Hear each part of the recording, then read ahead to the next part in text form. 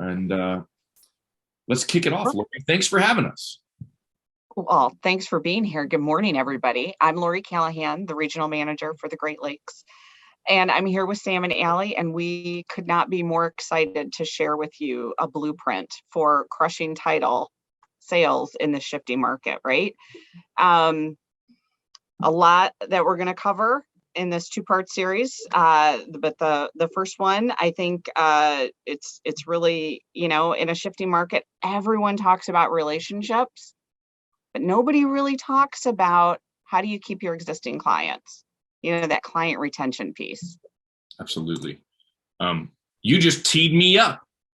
That's what I try to do. I love it. Well, thanks so much for having Allie and me, Lori. We appreciate you and are so grateful to be a part of your team right there in Michigan and all over kind of the central states. But we're excited to be here this morning. And I'm glad you teed that up, because as we move into a shifting market, I think that's one of the things, right? Like, we start looking for how to gain new relationships. But the very first thing we need to do is sustain and maybe grow the relationships that we already have. So I love this quote, and thanks, Allie, for throwing this quote on here. Credit where credit's due. It's not your customer's job to remember you. It's our obligation and responsibility to make sure they don't have a chance to forget us, right? So staying top of mind, front of mind for our clients and customers as we move into a shifting market, because something that's the commonality between all business lines in a shifting market, when that starts to happen, is everybody starts looking at their relationships.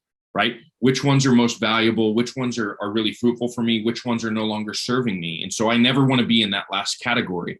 Our realtor clients, right? They're looking at their brokerage relationships. Am I at the right brokerage? Are they giving me the right opportunities? Those brokers are looking to us in some ways to add education value and things like that to retain the realtors that they have, right? We're all going through that. And then, of course, the realtors are looking at their title relationships. So it's important to, first of all, recognize that. So I want to talk a little bit about client retention for part one. And there's a few things I want to cover. The first one is, what happens when that client or customer opens an order or a file with you? Do they have a welcome that wows? Or is it just kind of a, hey, we'll get you a title commitment in a few days? What does that actually look like? We need to stand out from the crowd. It's all about differentiation in a shifting market. We need to be slightly different. Statistically, we don't even have to be a lot better. We need to be different. We need to stand out. We need to differentiate ourselves. I want to be better, but statistically, we actually don't have. So what does that look like? The Amazon effect is absolutely real. I always use the dog bone. I can't say that loud. Hamilton is nearby. He'll get excited and start jumping up. 85 pounds worth. He's done that during presentation before. So you order a dog bone on Amazon, right? I get a confirmation email saying, hey, congratulations on your order of this dog, B-O-N-E, and here's what to expect moving forward, right? One of the number one complaints of clients and customers in the real estate world, according to NAR's study that they do every 2 years, is communication. They didn't know what was going on. I order a dog bone on Amazon. I get a confirmation. I get a confirmation that it's shipped. I get a confirmation that it's stuck in Dallas because of bad weather. I get a confirmation it's now on my front porch. And then I get a request for how much Hamilton liked his dog bone and would I order it again? And hey, would you leave me a quick review? I get 5 points of contact. I buy a home and I wasn't exactly sure what's going on, right? That's the feedback we've gotten. So what does that welcome look like? I am a huge proponent of video. You can knock out a lot more and people remember it, right? So statistically, people remember 10% of something they read in text. Do you have any idea how much they remember video? I love this stat. 95% of the content people remember. So if we're trying to get a message across, if we're trying to be impactful, if we're talking about something like wire fraud at the beginning of a transaction, making sure our clients and customers are aware of this, we need to put it in video so that they remember it, right? So the welcome video, in my past life as a title agent, I had a confirmation email or a welcome email that went out with each and every new order. Congratulations on your sale or purchase. It's Sam Trimble with XYZ Title. Wanted to put a face with a name. Don't forget, wire fraud is rampant. If you ever receive an email purporting to change wiring instructions during this transaction, pick up the phone, give me a call at the number below. I'm excited to meet you at the closing table. Congratulations. The I'm welcome so video. glad you didn't say click the link. Yeah, yeah. The welcome video, exactly. The welcome video was that simple. It put a face with a name. I saw a few things happen by implementing something like a welcome video. One, they weren't used to seeing that. They were used to it from Amazon and Zappos when they were buying shoes and all that stuff. They weren't used to it in the title space, so it stood out from the crowd. But it also led to a lot less kind of tense conversations because it was no longer white words on black words on a white screen. There was a face and a name. It's a lot harder to get frustrated with an actual person than it is with an email, right? So customer experience went up because of it. Another thing that I love, and my team in El Paso at my former title company was not a big fan of me because of this, but every once in a while we would all sit down in the conference room and we would bring lunch, and no one was leaving that room until we wrote 10 notes of gratitude to our clients and customers. Nobody wanted to do it, but then you would see what would happen the following few weeks.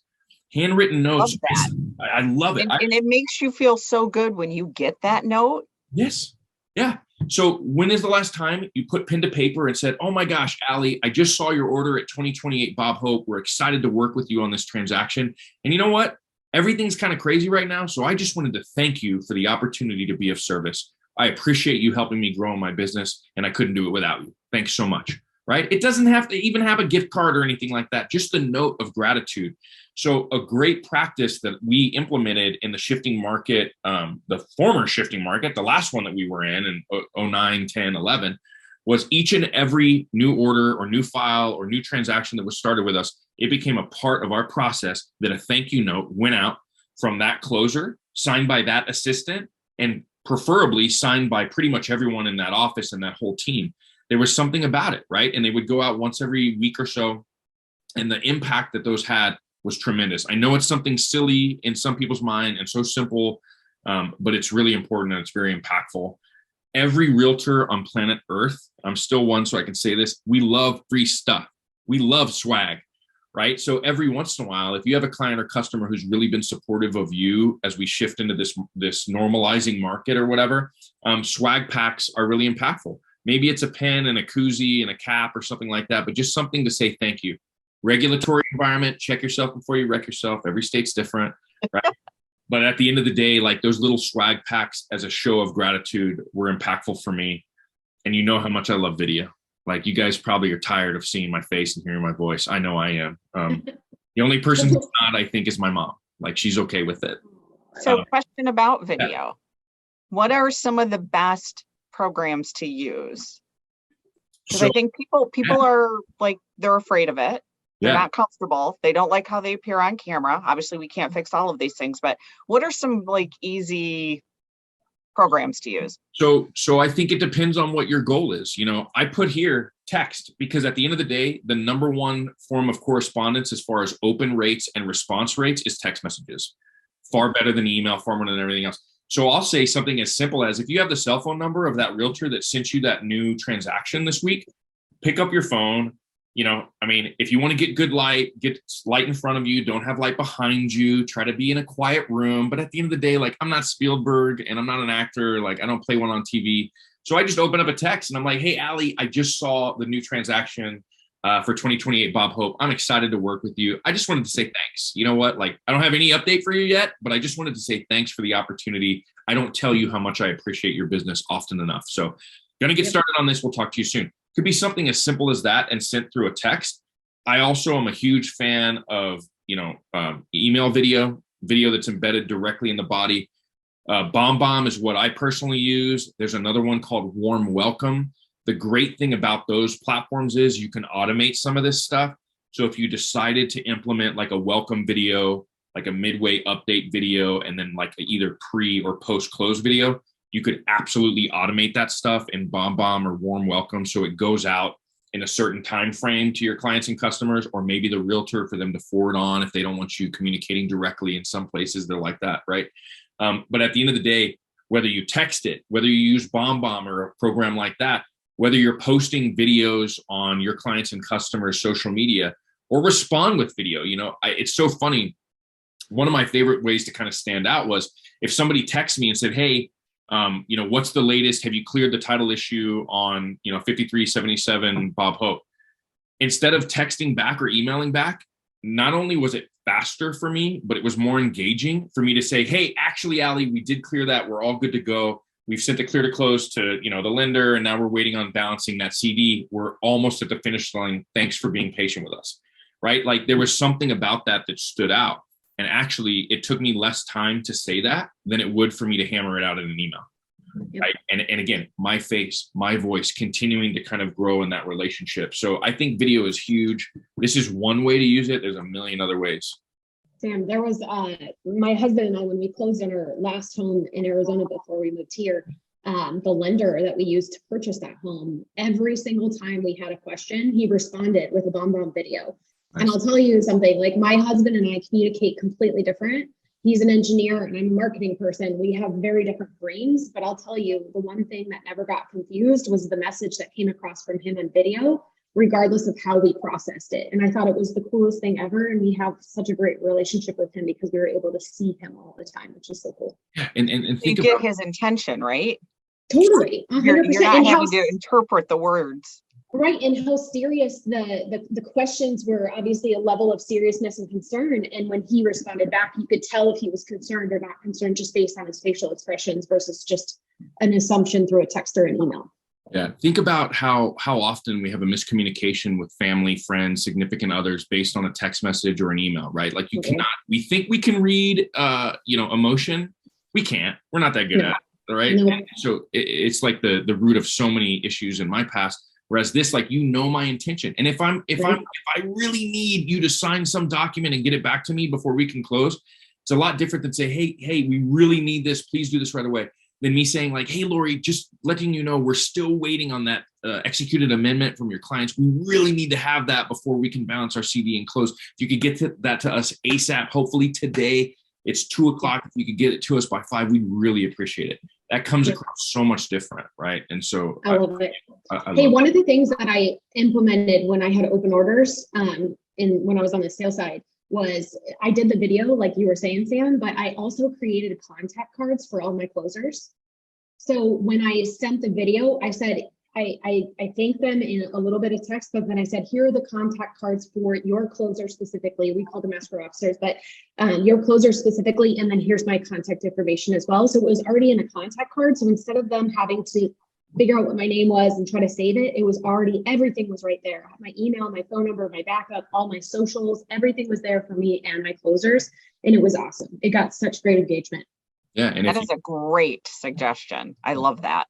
If you have a frequently asked question guide or video library of frequently asked questions, a perfect place to put a link. We created one. It was an Outlook template. Like it wasn't even integrated with anything, but it went out with the commitment a couple days after we received the order.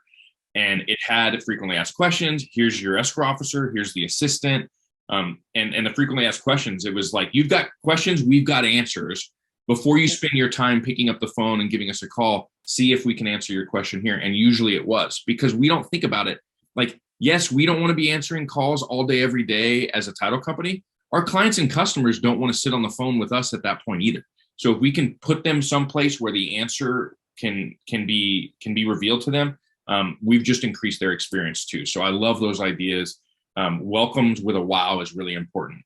So it would not be blueprints if we didn't have blueprints, right? And those blueprints are going to be takeaways.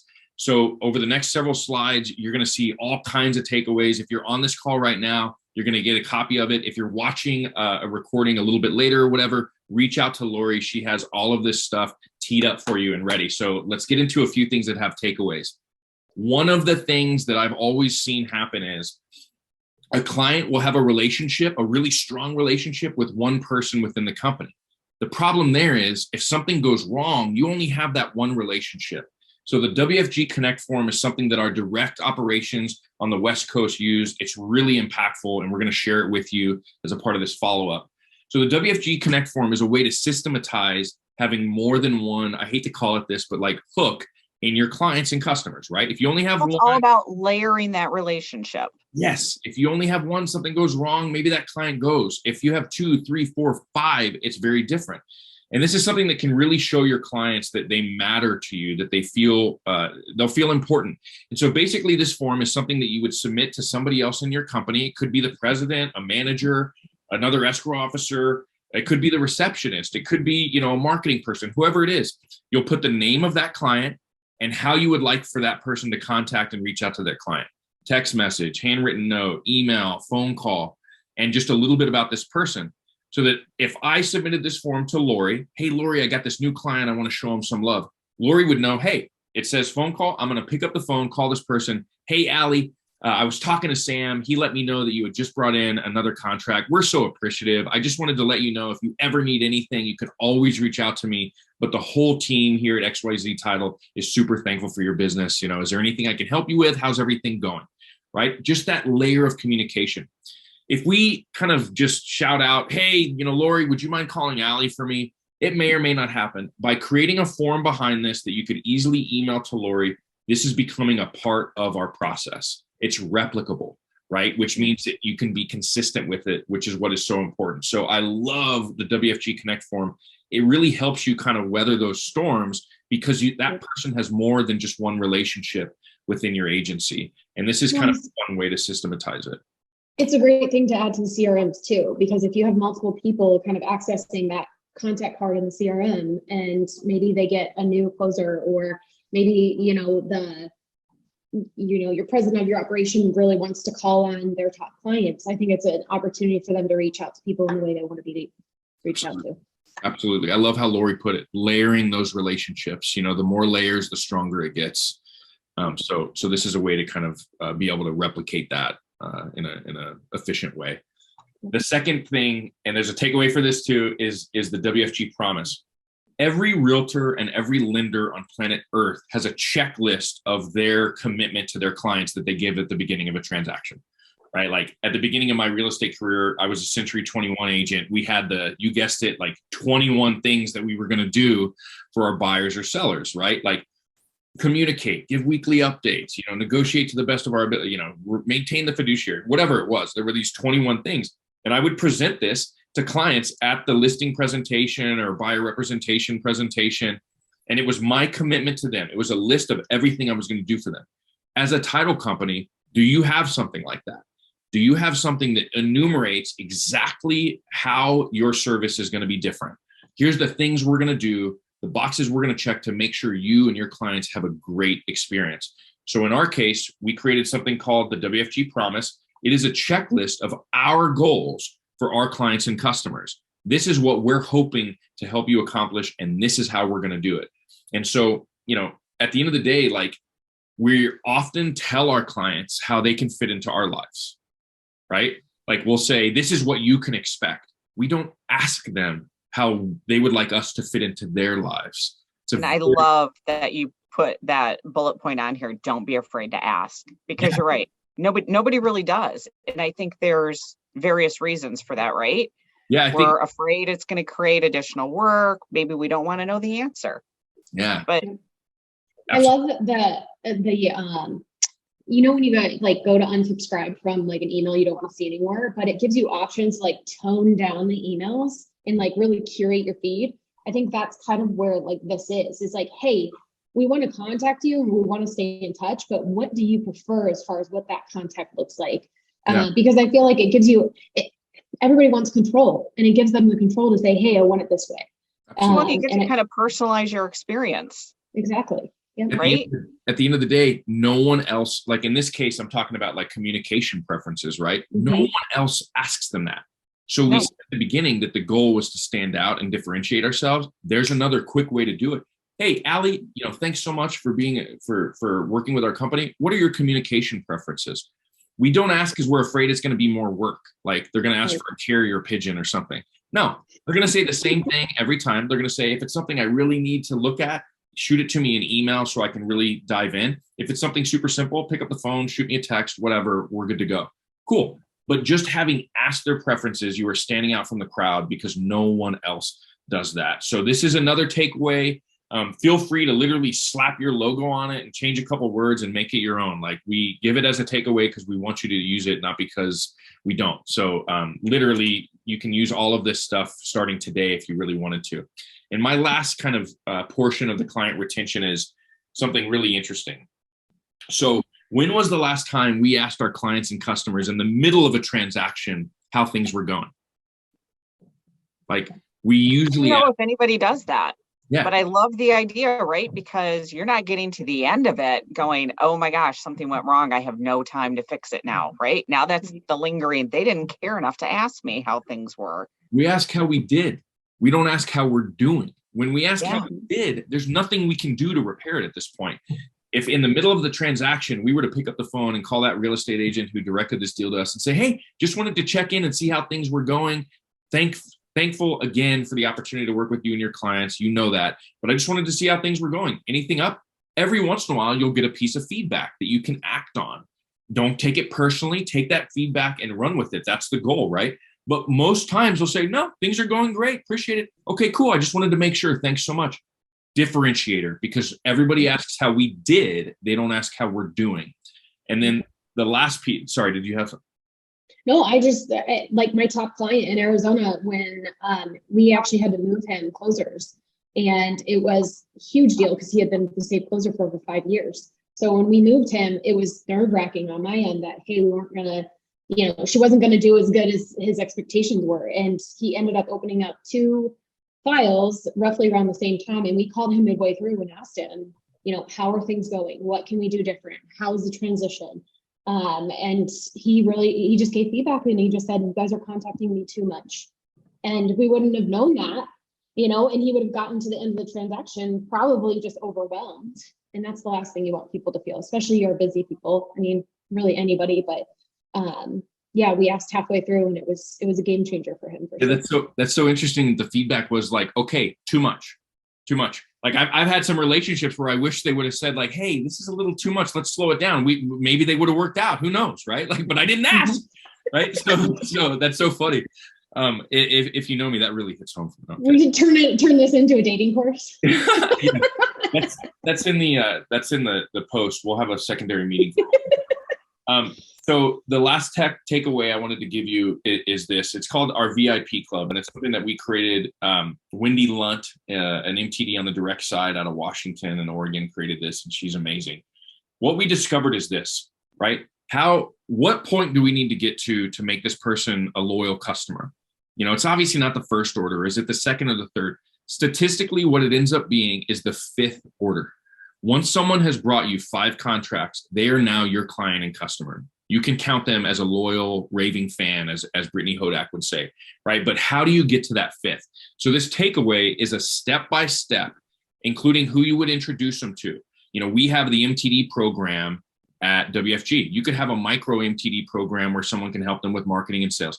But we basically have a 1 through 5 step-by-step process, how to get that person to that 5th order, which is when you can then declare them a raving fan. And so I want to wrap up the client retention with 2 things. One, Allie and I and all of our MTDs have a presentation that is specifically geared towards a retention process for your clients and customers. So if you want to do kind of a one-on-one training, reach out to Lori. We would love to sit down with your team, whether it's sales team, escrow staff, whatever it might be, and go through that. And a lot of these takeaways are a part of that, but it goes a little bit deeper. So please reach out to Lori if you want to do that.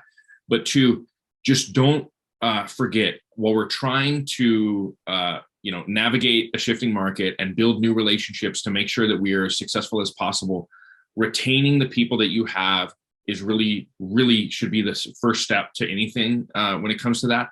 But if you take anything from this, sit down with your staff and have everybody knock out a note to their top 5 or 10 clients, just thanking them for the opportunity to continue to work with them. I'm telling you right now, it takes a few seconds. It costs a piece of paper and how much are stamps now? Like $75 probably. But it costs 1 stamp, however much stamps are now, and a piece of paper. But I promise you, once people begin to see the result of that, they will start doing it on their own regularly. That's what happened with my team. Once they saw what they were getting in return, orders they may not have gotten otherwise, the warm and fuzzies returned to them. I think it's really important. So client retention is absolutely key. If you have any questions about it, reach out to Lori. She can connect us, and we have a whole class on it. And now I kind of want to shift in to part of Allie's deck. So I don't know if you guys want to take it away with this one. Yeah, Lori, do you want to introduce this one? Yeah, now we're going to talk about networking like a boss. Hey, and who doesn't want to do that, right? I love it. I pulled this quote and I thought it was super appropriate for what we're going to talk about today. So the number one predictor of career success is the size and openness of your network. And when I started in title sales 8 years ago, I think when we're thrown into title, like there's not really a blueprint of what to do, right? We're just like, good luck. And I'm like, what do we do? And when I had the fortunate opportunity of mentoring with somebody who'd been in the business for a long time, and instead of really like learning what he did, I really kind of looked at what he didn't do. And one of the things that he never had time for was the networking piece of our business.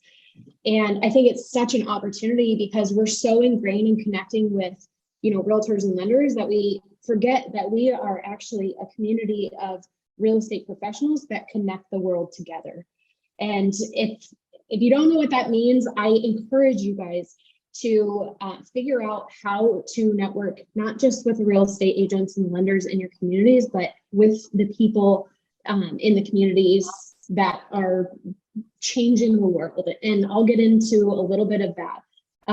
But I always I'd be the connector of people. And there's so many ways that you can go about doing that. I put a non-exhaustive list on this slide, just so you guys have an idea of where you could either join in on these opportunities or create them on your own.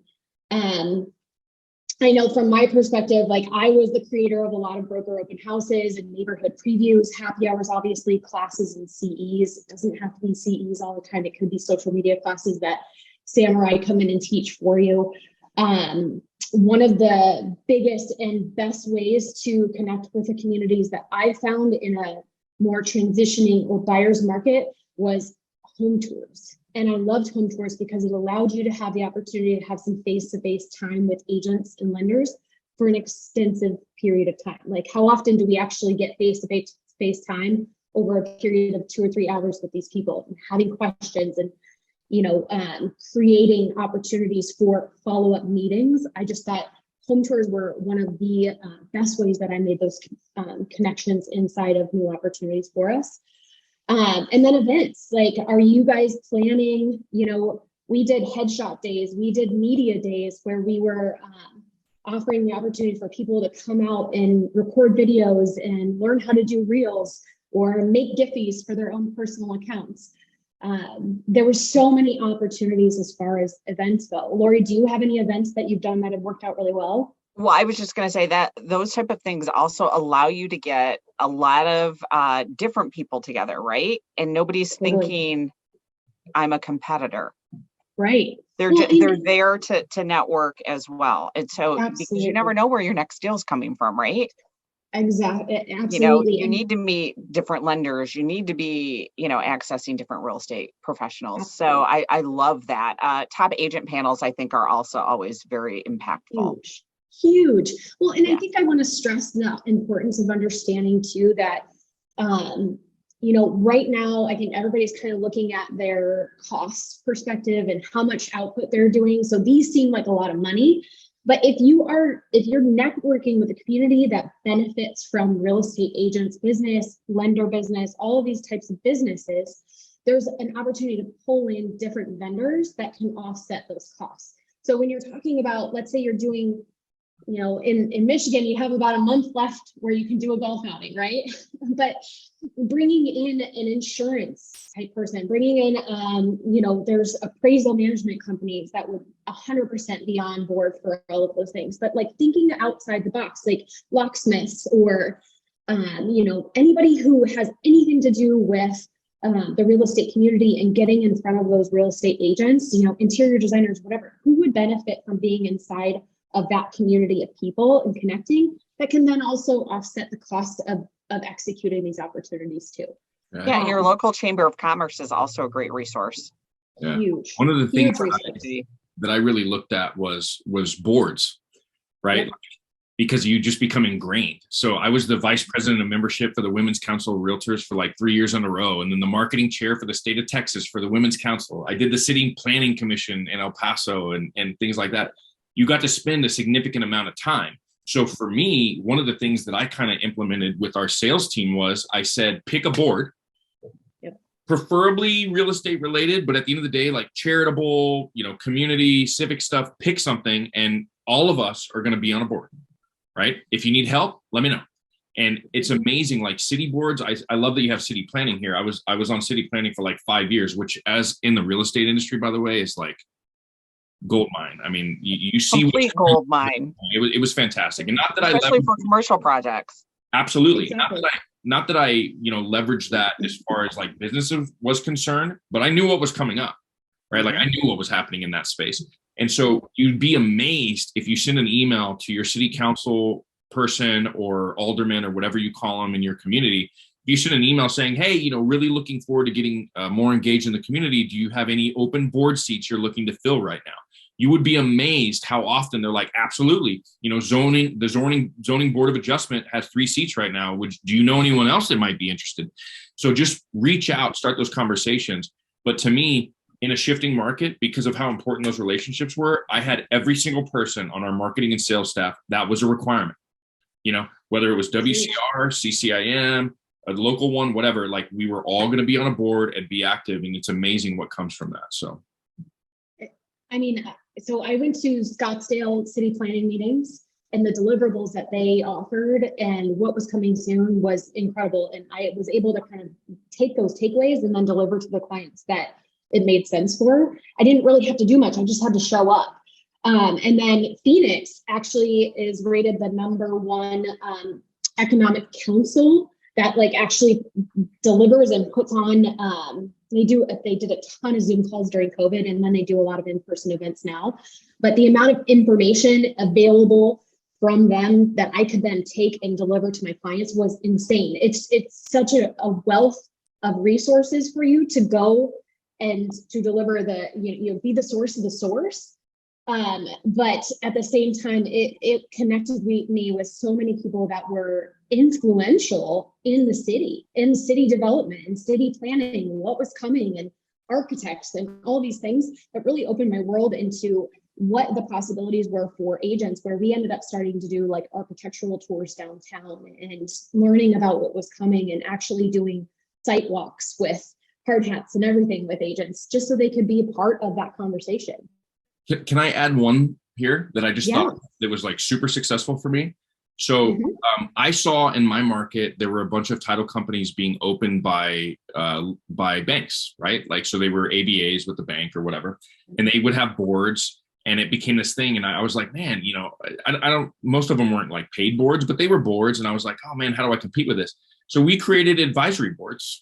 Right. And so we had an advisory board. It would meet quarterly, once a quarter. All it was a breakfast. I turned it into like a Rotary Light type thing. I'm a Rotarian, so like I kind of mimic that. We'd have a speaker come in for 10 or 15 minutes. It may be the city planner. It may be the deputy mayor or the mayor, or somebody kind of civic minded would come in and speak. And then we would go around and have 3 or 4 questions for everyone on this advisory panel, this advisory board for our title company. What have you seen from another company in the market that you really liked? What have you seen that you really didn't like? What was your last experience like with us? 3 or 4 simple questions, and we'd go around the room and we would whiteboard out those conversations, and we would pick something and implement it, actually do it, and then give credit to the person. Hey, in our last advisory board meeting, here's the minutes. We literally took minutes. This was official, like a referee with a whistle, right? Like this was official. But we would give credit to the person that had that idea. All it did was turn these people, when they would see that their ideas were being implemented in our business and how we practice our business, it gave them a sense of ownership, right? They felt like they had a sense of ownership in our company and what we were doing in the marketplace.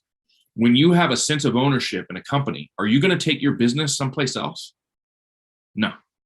So it rotated every year. The capstone of the year, the cost was breakfast. We usually had sponsors, lenders, home warranty friends, right? Like, so we usually had sponsors, but the cost was breakfast and a plaque at the end of that year. Every person on that committee got a plaque thanking them for their service that had our logo on it, their time of service. And that plaque is still on the wall in a bunch of my former clients. It cost us next to nothing. It embedded them in our business. It brought them in our office, which is where you want them to feel comfortable, right? And it gave them a sense of ownership. So if you're looking for a way to stand out from the crowd, you could have a lender board, you could have a realtor board, you could have an attorney board, You could mix them all up, but those people became some of our top clients and customers. I had a couple friendlies in there, people that loved us, a couple people that never brought us business, that refused to, and then some people in between. And it was amazing to watch what happened there. And those people are still loyal customers to my former company to this day. So that, a little advisory panel, advisory board, something like that. I love that idea too. I love that because people want to give their opinion. I mean, just go on Facebook for 5 minutes and you'll realize that. And you'll know. So my biggest question is, who do you know? And I made it a goal to have it and I will send you, this is you guys' takeaway. It's a list of connection opportunities. And I want to say there's probably over 100 on this list.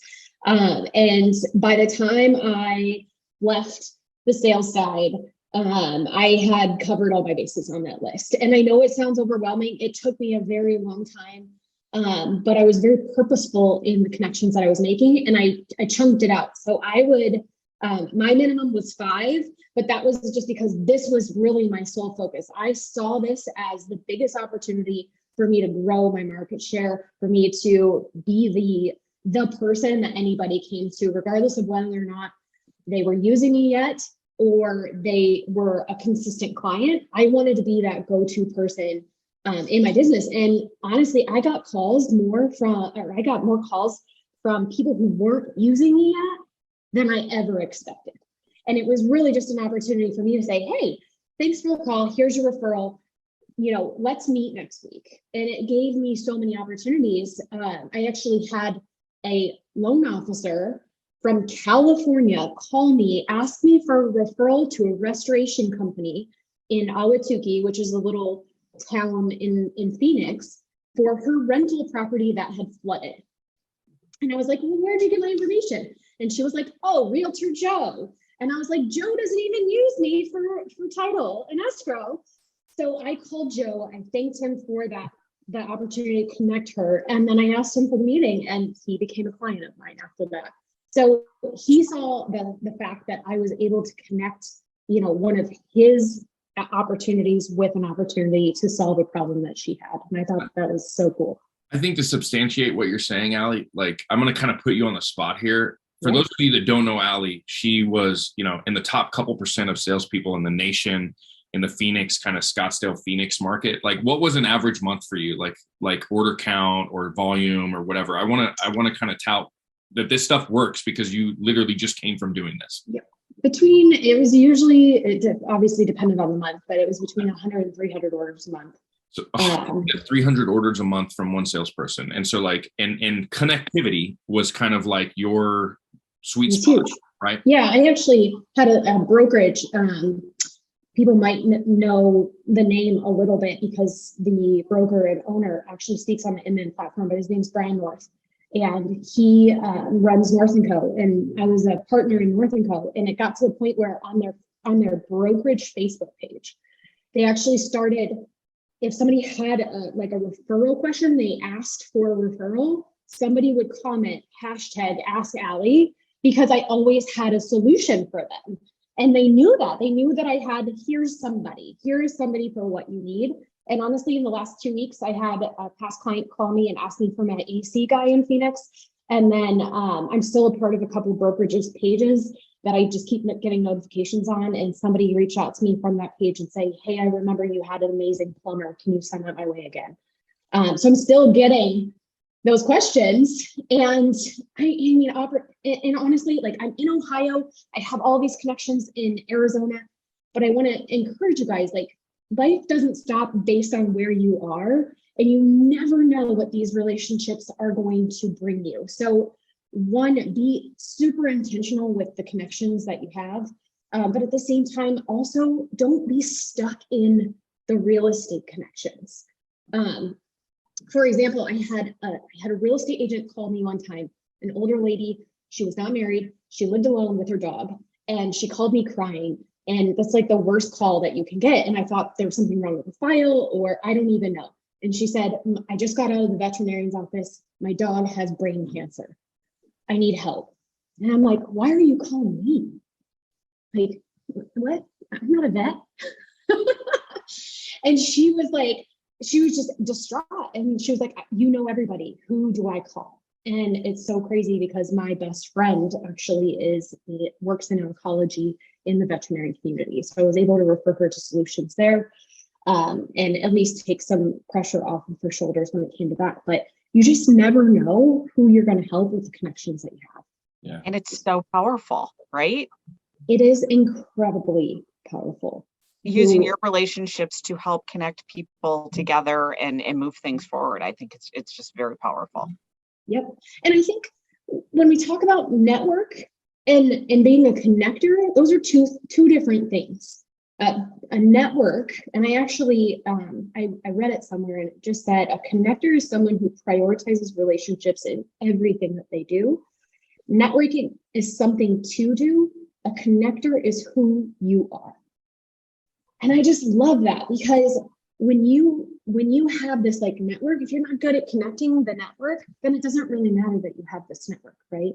So we have to be really good and really intentional with the people that we're placing in each other's lives. And we have to do that at the events that we just talked about. We have to make sure and say, hey, XYZ person, I need you to meet XYZ person because you guys would fit together really well. Instead of just talking one-to-one, we have to be really good at creating that connection, because one, you're creating that connection for a reason, and there's a result that's going to come from that, but both of these people are going to remember that you connected them. And I think that's the most important takeaway, is how are you connecting people for a better world or a better end result for what we're looking to do. And I wanted to give you some good places to connect online. Two great places to connect are Facebook and LinkedIn. I want to stress LinkedIn because I think, your professional network is in that space already. They're looking to connect. I want to, take a moment to say, yes, the follow button is awesome. Yes, the comments on their posts are incredible, but making sure you're getting into that messaging portion of that platform. And there was a stat, it said 35% of LinkedIn participants said a casual conversation through Messenger led to a new opportunity. And when I say new opportunity, it means, new business, new opportunities for service, or, partnership, or, hiring opportunities if you guys are looking for a specific type of person. So I think it's really important that, we leverage the social media for connecting. And what that does, it saves time, it saves money, and it increases your productivity if you're able to connect online. But then I suggest figure out how to bring it offline. Ask for that in-person meeting. Those in-person meetings, those opportunities are what's going to ingrain you into those relationships for life. And one of the biggest ways to do that, don't tell somebody you're going to leave them a LinkedIn recommendation. Just jump on, leave somebody a LinkedIn recommendation that you maybe have worked with in the past, or you've heard great things about, or but these significantly boosts their profile, and it boosts yours too. And people can see that the recommendations you give and the ones you get. And it's so cool because honestly, like if I go on Sam's profile and I see all the recommendations he gave, I'm like, wow, Sam is just a prolific booster of people. And I think in the professional world, we need to see more of that. But it also gives you the opportunity to say, hey, this person knows their job. They know how to do it and they do it well. And the best part is LinkedIn's going to notify them that you've given them a recommendation. So LinkedIn's going to give you sort of the pat on the back, right? It spreads some goodwill. I love it. Yeah. Kudos are so cool. Yeah. Endorsements as well, right? Endorsements are, endorse Lori for sales. It literally, you click a button and it will say, hey, Lori, guess what? Sam just endorsed you for sales. Would you like to say thank you? It literally starts the conversation in the chat, right? Like it literally says, thanks so much, Sam. And all they have to do is click send. It now has started to engage us with one another, right? It just started a conversation for us. And again, like Lori said, you don't even have to tell them you did it. LinkedIn will release that serotonin for you. So I love that strategy. And I think just another quick LinkedIn thing that I personally look at is if you see people that are looking for an examiner or an escrow person or whatnot. And it gives me opportunity to be like, hey, I know so-and-so, they could be a perfect fit, and you can connect them, right? It's good information. Totally, 100%. I actually had somebody reach out to me the other day who wrote an article on the iBuyers. And he was like, hey, I saw you made a comment on iBuyer post from Mike Del Prete. Do you mind giving me feedback on my article? And I read the article and I gave him feedback. And it was such a cool, different and unique way to reach out and have that back and forth. That was the first time I'd ever talked to him. He saw my comment on, on an article, and it created this opportunity. Now I'm connected to him and I know who he is and I know what he does.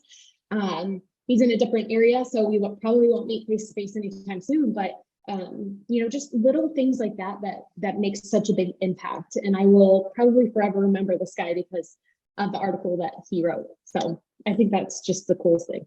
I love it. Well, guess what? Ooh. Oh my gosh, that went so quick. Yeah. I think that was 48 minutes of really impactful things that hopefully you can implement today. I mean, that's the biggest thing. Step out in faith, try something new, and watch the results come in. It's pretty amazing what happens. Allie, I love the retention piece and I'm a nerd about it and I love it. But the connectivity piece, being that connector, I put it in the chat, that is one of the most valuable things that you can become. That will navigate you through any and sustain you through any market, in any market. Right. And so I love that idea. And then I put in the chat too, the city planning things, right? Because I was sitting up there on the dais, I never really quite thought about it that way. But man, to go attend those meetings, take those takeaways and deliver those kind of as a package to some of your commercial clients and customers. Hey, just wanted to let you know what's upcoming, maybe some opportunities for you and some of this stuff. Hope all is well. I have never heard of anybody doing something like that. So that is another strategy along with the 4, 5, 6 takeaways that we have that I hope are really helpful. But we'll see you guys again, right? Yes. Hope everybody can join us on September 13th at 11 Eastern for part 2. Yeah, I love it. 2 totally different strategies that, again, will have blueprint takeaways that you will be able to walk away and actually implement. And I guess one of the things I would say kind of as a capstone to today is the conversation does not have to end here, right? Reach out to Lori, get connected, have her connect you guys with us, with other resources that Lori has, and continue this conversation. So it doesn't have to stop here. At the end of the day, gratitude makes all the difference. So Lori, thank you for having Allie and I. Well, thank you. And thank everybody for joining us today. It's been a great conversation. A lot of great tools and information. So I appreciate both of you so much. So thankful to be on the same team. Absolutely.